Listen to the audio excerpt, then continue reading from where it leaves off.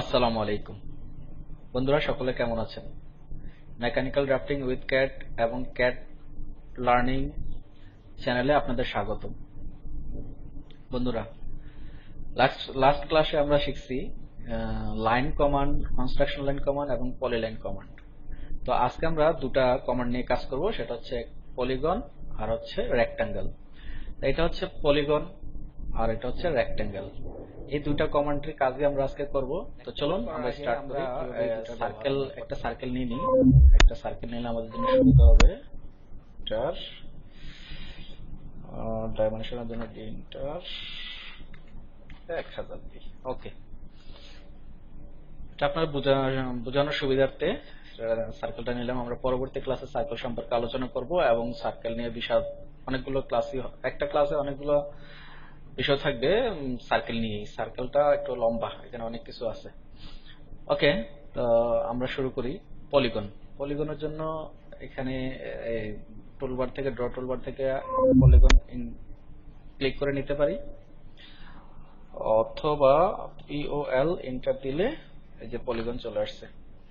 তো পলিগন দেওয়ার পর আপনারা কাইন্ডলি ভিডিওগুলো দেখার সময় একটু নোট করে নেবেন। নোট করে নিলে আপনাদের জন্য সুবিধা হবে।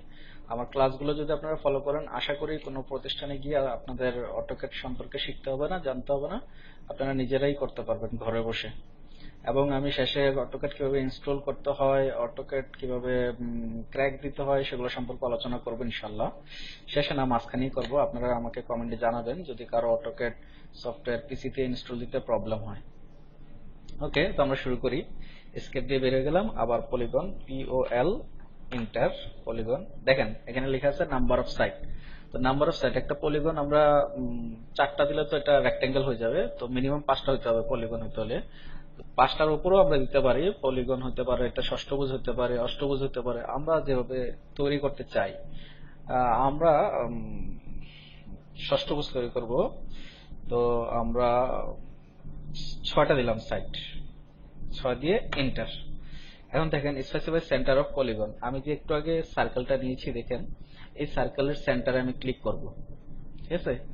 অথবা আপনি স্ক্রিনে যে কোনো জায়গায় ক্লিক করতে পারেন, সেটা নিয়ে নিবে, সমস্যা হবে না। স্ক্রিনের বাইরেও দিতে পারেন, সার্কেলের বাইরেও দিতে পারেন। সেন্টার ধরবো আমরা, সার্কেলের ভিতরেই ধরলাম। এন্টার, সরি এন্টার না, ক্লিক করবেন। এখন দেখেন inscribed in circle, circumscribed about circle.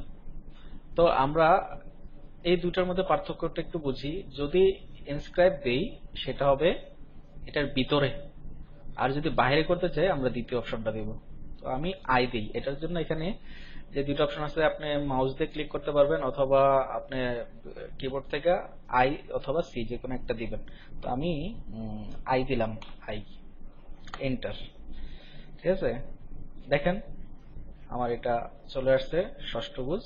আমি যে কোনো জায়গায় ক্লিক করলে এটা বসে যাবে, যে কোনো জায়গায় ক্লিক করা মাত্র বসে যাবে। এখন আমি যদি এটার আউট ডায়া জানি, এটার আউটার ডায়া জানি, সেক্ষেত্রে আমি যে কোনো জায়গায় ক্লিক করবো না, আমি এটা ডায়া দিব।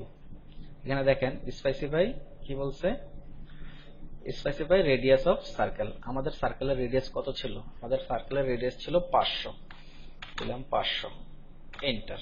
দেখছেন বসে গেছে। ওকে, তাহলে আশা করি বুঝতে পারছেন পলিগন কিভাবে করতে হয়। এখন আমি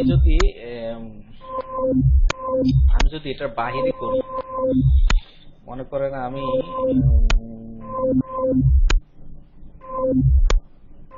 সার্কেলের বাহিরে করব একটা পলিগন, সেক্ষেত্রে POL enter, specify number of side 6টা, enter, centre point C. Okay, এবার এভাবে ধরে এভাবে আমি ক্লিক করলেও হবে, আমার রেডিয়াস দিলেও হবে। ঠিক আছে, বুঝতে পারছেন আশা করি সবাই।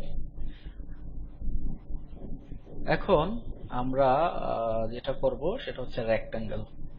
রেক্ট্যাঙ্গেলটা কিভাবে করতে হয় বন্ধুরা? এখন আমরা রেক্ট্যাঙ্গেল আঁকবো। রেক্ট্যাঙ্গেলের জন্য আমরা টুলবার থেকে, ড্র টুলবার থেকে রেক্ট্যাঙ্গেল এখান থেকে ক্লিক করতে পারি, অথবা আমরা কিবোর্ড থেকে REC এন্টার দিলেও রেক্ট্যাঙ্গেল নেবে।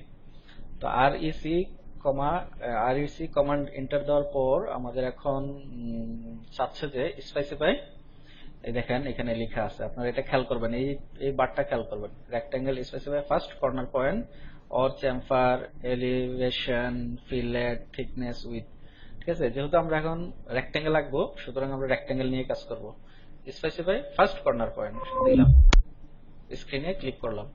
এখন দেখেন স্পেসিফাই আদার কর্নার পয়েন্ট, আমি যে কোনো একদিকে ক্লিক করে হয়ে যাবে। এখন দেখেন মজার জিনিস, আমি যে কোনো একদিকে ক্লিক করে তো হয়ে গেল। এখন আমি যদি জানি যে আমার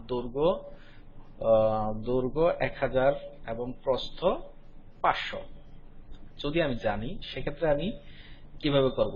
আপনারা কিন্তু লাইন কমান্ড দিয়েও করতে পারেন, কিন্তু আমাদের রেক্টাঙ্গেল সহজে আছে, এখানে সহজে পাবো, আমরা রেক্টাঙ্গেল দিয়ে করছি। আমরা যে কমান্ড গুলো শিখছি, আর E C enter specify first corner point ধরলেন।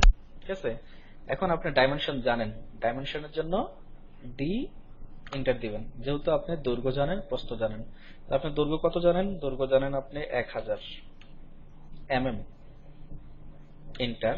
আপনার প্রস্থ জানেন 700 mm, এখানে লিখতে হবে না, জাস্ট আমাদের পেজটা mm এ সেটআপ আছে, ইন্টার। দেখেন নিয়ে নিছে। এখন আমি মাউসটা আমার সুবিধা মতো স্থানে ক্লিক করলেই আমার এটা রেডি। ওকে, দেখেন আমাদের ডাইমেনশন ঠিক আছে কিনা। 1000